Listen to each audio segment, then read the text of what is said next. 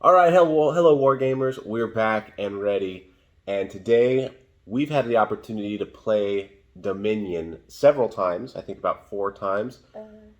We've played the core box by itself. We've played mixing in some of our other Stormcasts and some Gloomspite, sort of making some armies out of them. And we wanted to give you our thoughts after several plays on what we thought of Dominions. Drake, what'd you think? I think with the Crew Boys Allegiance ability where they can deal mortal wounds, it's really tough to compete against them unless you're with Night Hunt where it's table wide. You got a ward save. Yeah, their ability to do mortals on sixes the whole army wide is pretty good. I think that is a great allegiance ability. I'm interested to see. I know the War Clans book is coming out next month sometime. I'm interested to see what they layer on top of that. I'm sure there's going to be some kind of clans or different ways to bring them in with Iron Jaws or Savage Oryx or whatever. But that ability is so good, especially for you since you like to roll a lot of sixes. That's sort of your favorite thing to do. What about the Stormcast? What do you think of the new Stormcast? I think with the Yndrasta's 4-up ward, the Crew Boys ability is going to be a lot easier for Yndrasta to stop the Crew Boys ability because it's a 50-50 shot. That's true. That's true. Her ward is great. I think I'm really enjoying the new Stormcast. All of the new basically all the new Stormcast are great. Vindictors are the new battle line. They seem fantastic. They have they do mortals on a 6, just like the Cruel Boys do. They have a rend, and they have 2-inch reach, and their battle line. Yes, that's like a core. That's like one of the best things you can have in a Thunderstrike army. Oh yeah, you put all that together with their Thunderstrike. They've got a 3-up save. Super good. I'm really impressed with them. And under the new, at least the General Handbook pitched battle profiles, they're only 10 points more than Sequitors. And I think that is 10 points very well spent. What do you think of the Annihilators? I think it's a really big problem for my Mansquirrel Bolt Boys because I usually do not move them at all. I just keep them back to smite. Yeah, so the Manskewers from the Oryx side, the Cruel Boy side, they are serious business. They can do some good damage, especially rolling 6s and getting 2 mortal wounds. So what we've been doing is dropping Annihilators on them to take them out. But the Annihilators, they're pretty high. They're not cheap. They're 190 points for 3 of them. But their abilities are just very good, and they hit really hard. And I think we'll be using them a lot. What else? What other units do you like from the Storm? Let's stick with the Stormcast side. What do you like on the Stormcast side? I really like that the Lord Imperative, is it? Yes. I like that he makes it from a 9-inch to a 7-inch.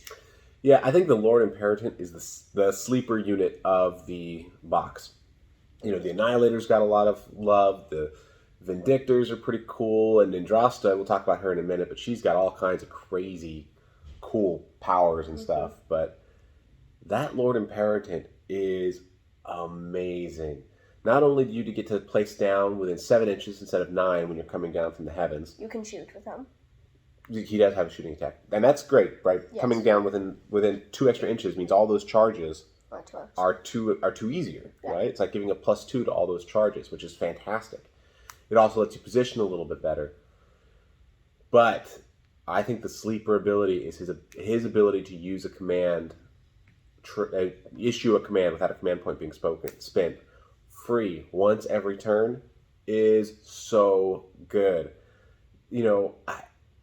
There's so many, we get more command points now than we used to under 2.0, but there's so many more command abilities to use. Yes. So I find that sometimes on the first turn, we're sort of banking a lot of points. Yeah. But after that, I'm trying to decide, all right, every turn, I'm all out attacking somebody and all out defensing somebody, almost. Yeah. And then if I want to rally, or I want to, unleash hell, or I want to do a command ability on a war scroll, those cost points. I'm constantly using up my points. And his ability to get a free one every turn is monumental. It is so good. I think he's sort of the sleeper hero for me. I really like him. Yeah. The Knight Vexillor who can heal, he's pretty cool too. Yeah, but even though it's only once. It's once per game, but he can return models, which is great. Yes, it's a lifesaver ability. So good. The only model on the Stormcast side I'm not super excited about is the Knight Arcanum. Really? Yeah, she's... I mean, I guess if there's a lot of endless spells, right? Because she does have this zone around her of no endless spells. So maybe in the right meta, she'd be really good. Yeah, maybe against Zinch, because Zinch can cast a lot of endless spells. Well, you can cast a lot of any kind of spells. But any army can only bring 3. Yeah. Maximum. A 2,000 point armor can only bring 3. Yeah. So, I don't know. In the right meta, I think she'd be good. But at least in our games, we don't use a whole lot of endless spells. Although we do from time to time. Yeah. So, And it's interesting because the Knight Incantor is, I think, 10 points less and gets Spirit Flasks. And Void Storm. And gets the Void Storm Scroll, so they get an automatic Unbind once per game. And their spell is pretty good. Gosh, I don't know. It's hard for me to want to choose the Knight Arcanum over the Knight Incantor. Maybe they'll up the points on the Knight Incantor in time to come. That's true. And maybe and then I won't want to bring the Knight Incantor, and the Knight Arcanum will be cheaper, and I'll be like, well, I'll take her then. So, we'll see. We'll see. And then the last one to talk about, I think, is Indrasta. And the Praetors. Oh, yeah. The Praetors are good. Yeah. 155 points for 3. It's not super cheap, but they protect your heroes, and they do a pretty darn good job of it. They basically give your hero a 5-up ward save, and 3 or 4, the wound goes to the Praetors instead of the hero. Yes. So for your hero, it's like a 3-up ward save. Yes. And then the thing's completely negated on a 5-up. It's really good. If you've got a powerful hero that you want to make sure survives for a while, you want to put them around your general, you want to put them around somebody like that, Praetors are good. I'm really happy with them. Yeah, even though they can't be it's not like table wide. They have to be close. So you can't do it with the Indrasta, who moves 12 inches. That's true. So we did think about that. The Praetors only move 5 inches. They're just on foot, no mount or anything. But somebody like Indrasta or like the Knight Arcanum on Griff Charger, somebody that's fast like that will outrun the Praetors, and then that's it. Yeah. So it's good to make sure that your Praetors are protecting a hero they can keep up with. Maybe All like right. a support hero. Indrasta, what do you think? Scary. So good. So good. She's got an amazing missile weapon. The only bad thing is it's 1 attack. Now it's 2s, Rend 3. So it's great. It's D6 damage too. It could take out 3 Gut Rippers if you get lucky. Oh yeah, it's fantastic damage. But it is 2. It's only 1 attack. So if you roll even 1/1, it's out. Yeah. So you just have to be aware of that. But her combat is no joke. She's no slouch in combat. I think she's got 4 attacks, 3s and 2s, 2s and 3s, something like that. Yeah. Good rend, good damage. She's, I think, 3 damage each on her normal attacks. Yeah. You just barely won with her last game. That's right, with that 3 damage. So she's not a slouch at all, but her abilities are so good. Reviving the Stormcast. She flies. Yes. No battle shock within 12 inches of her. She's got a 4-up ward. And then on top of that, she can resurrect any Stormcast. From a unit. So if you've taken 3 guys have died from that unit in your hero phase, boop!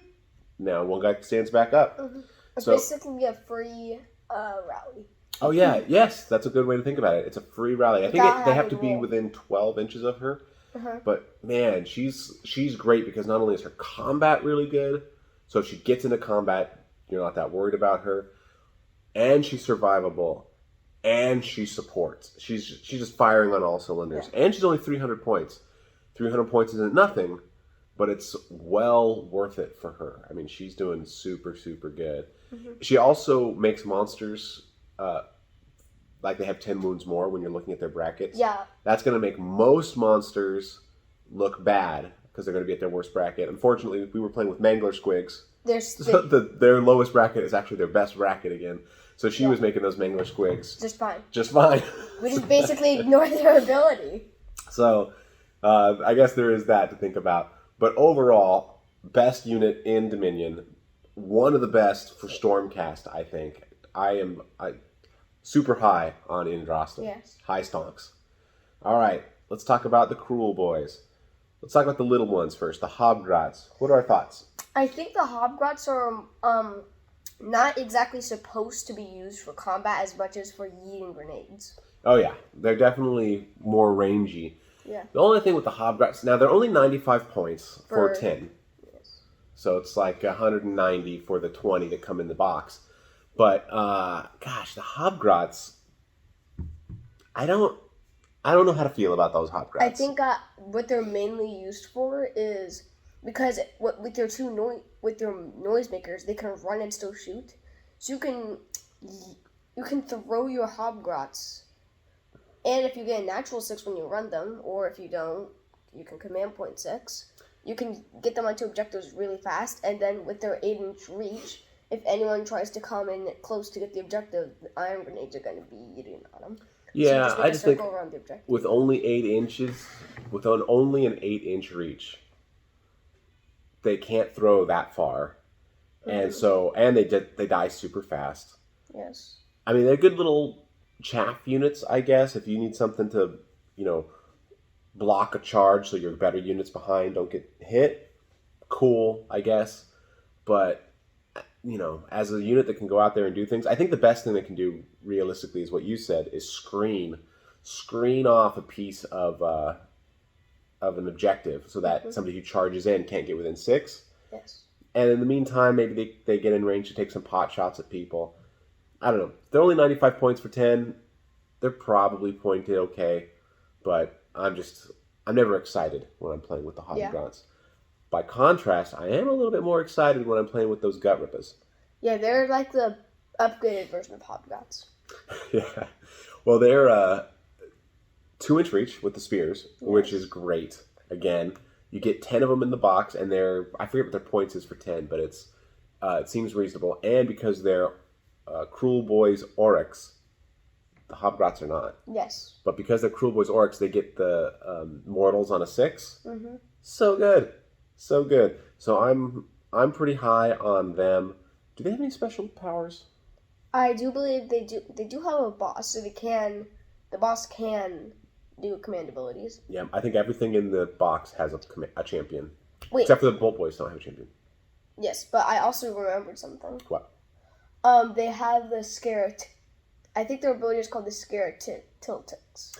Oh, that's right. With their shield, they can scare people. They can scare heroes. Scare heroes, and then what is it? The hero can't use a command ability? Or? I think it halves their charge against them. So they do have that ability. It's not one that's come up in our games very much. No, almost never. But it's there.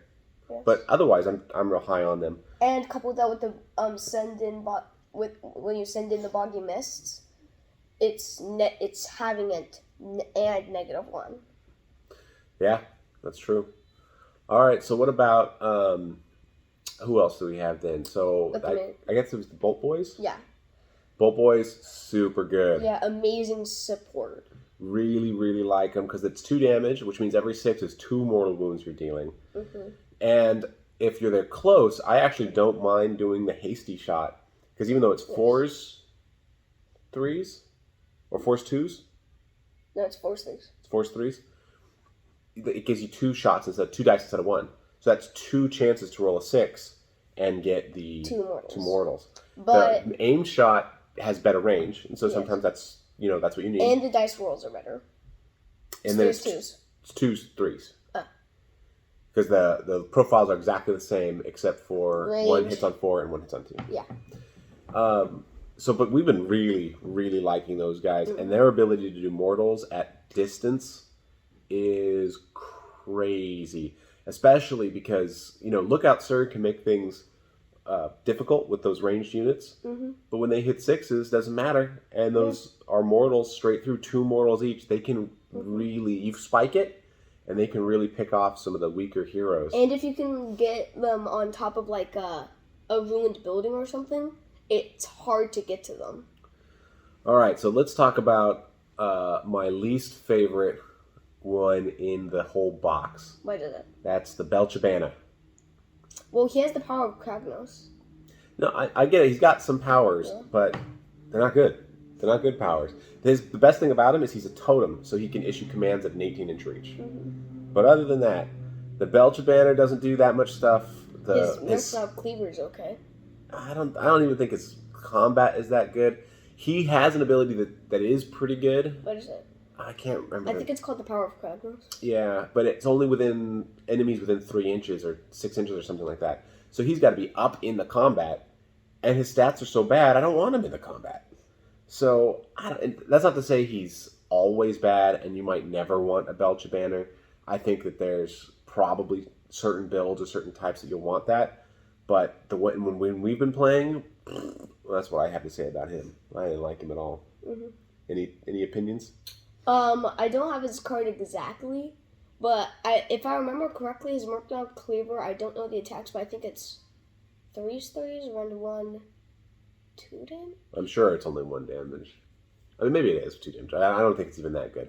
I think it's pretty not good. All right, let's move on, though, to the Swampcalla Shaman. This one I like. You get a cast, you get an unbind, and the cast is really good. It increases run and charge. -1 to charge for enemies, +1 to charge for friendlies. So just charge. But it is so good in the early rounds when that extra +1 to charge could be the difference between getting in and really doing some combat damage and not. And it works on both sides. So you cast it, and on your turn it's helping you get in. On the enemy turn it's keeping them out. Super duper good. And the thing I like the best about it is by the 3rd battle round on, let's say, the number of charges you're making are fewer. Yes. Right? You're charging in like 1 unit here, maybe. It's not as good. So he's got the ability to throw off poisons and elixirs. Elixirs, instead of a spell, he can throw an elixir which heals a unit, or he can throw You mean, no, it doesn't heal you, it pluses their save. Oh, pluses their save. And then a poison means that they do the mortals on a 5 or 6 instead of just a 6. Yes. Which is crazy. Yeah. It's just so good. Especially you bring in your 10 gut rippers with their 20... Or the manscurable boys. But 10 gut rippers with 21 attacks doing mortals on a 5 or 6. It is nuts. So those poisons are so good. I actually don't know if the poisons work for ranged units. Ranged. I don't know. I'd have to look. They don't work for mounts or companions, though. They don't work for mounts. So I love how he's got the good abilities. I love that he's versatile. That he's good at the early game and he's good in the late game. And he's the kind of hero that you can sort of put behind your lines a little bit because he does have to be within, I think, 3 inches of the unit to toss them a poison. Yeah. Right. But you run your gut rippers in, you have him just a little bit 3 inches behind them so that he's not in combat. Mm-hmm. And if the gut rippers start to fall, you charge in with this unit and he just sort of moves behind there. Yeah.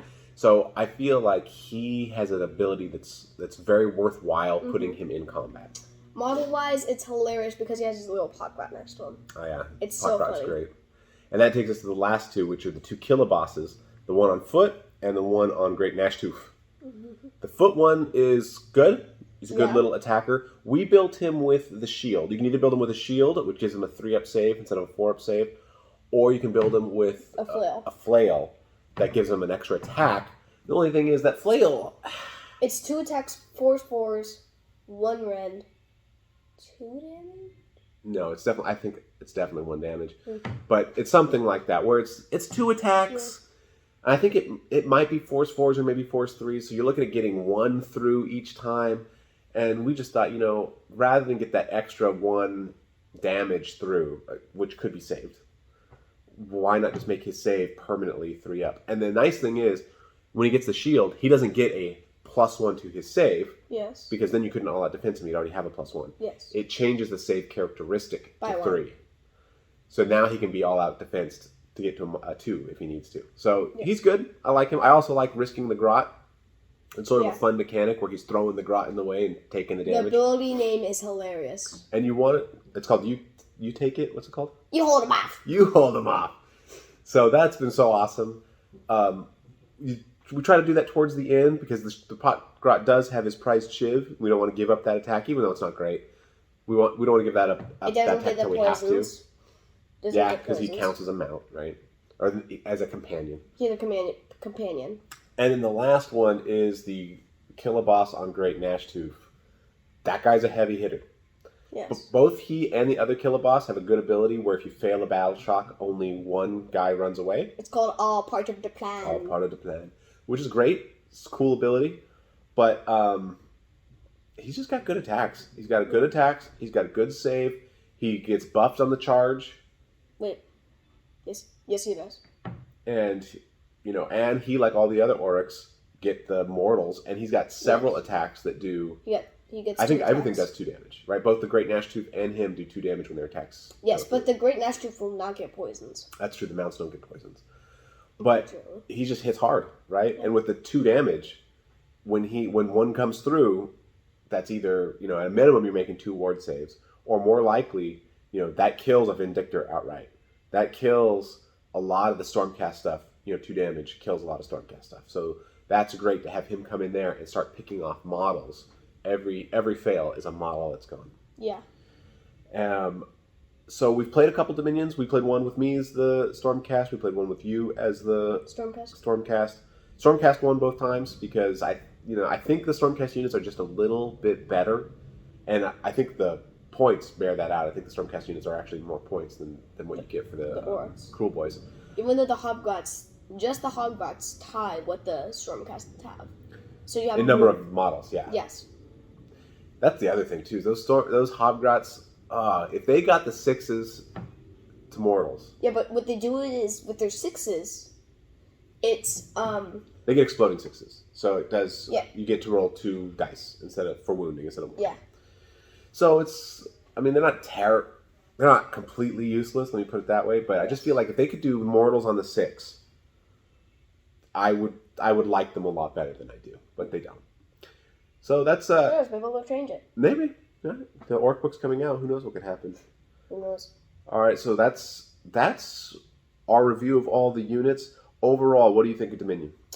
I think it's a great way to upgrade Destruction because, in my opinion, Destruction in 1.0 and 2.0, it wasn't like the main thing. It was just like a side thing that you could do sometimes as like a little reminder. It's not the main thing. Whereas in first and second edition, it was all about chaos and death. But now, because Destruction, there's only like a couple factions for Destruction, and you had barely any units with the Iron Jaws especially. And so I think that now we have Cruel Boys with 1,000,000 units and 1,000,000 abilities. I think that Destruction's really getting a time to shine, especially with Kragnos coming. Yeah, I mean, 1.0 was the lore was all about chaos. 2.0 very focused on death, and now 3.0, it's definitely Destruction's turn in the spotlight. So it should be fun. Yes. And but overall, what do you think? Is Dominion worth getting? Are the units good? Are you happy with Dominion, or should you skip it and buy a bunch of other stuff? I think you should buy Dominion because I think that overall, if you buy all the stuff from Dominion separately, it's going to be more expensive. Oh, for sure, it's going to be more expensive. Getting it together is because you get the book and you get other stuff too. So it's way cheaper to buy them as a set. But I guess my question is more: are you happy you have those models, or would you rather have said no? I don't need Cruel Boys. I don't need these new Stormcast. Instead, I'll spend that same money buying some Mega Gargants for a new army or something. I would definitely buy it. It's definitely something you can use to start playing Warhammer. That's true. And for experienced players, it gives you a whole new play style. You've got more you got more cunning orcs than usual, because almost most orcs are more on. Is it Gork that is a little bit cunning? Yep. More on Gork's side than Mork's, but now with these ones, they're definitely more on Mork than Gork. Great. Well, that's been our review of Dominion. We do like it a lot, and we will continue to play it. And everyone out there, happy wargaming.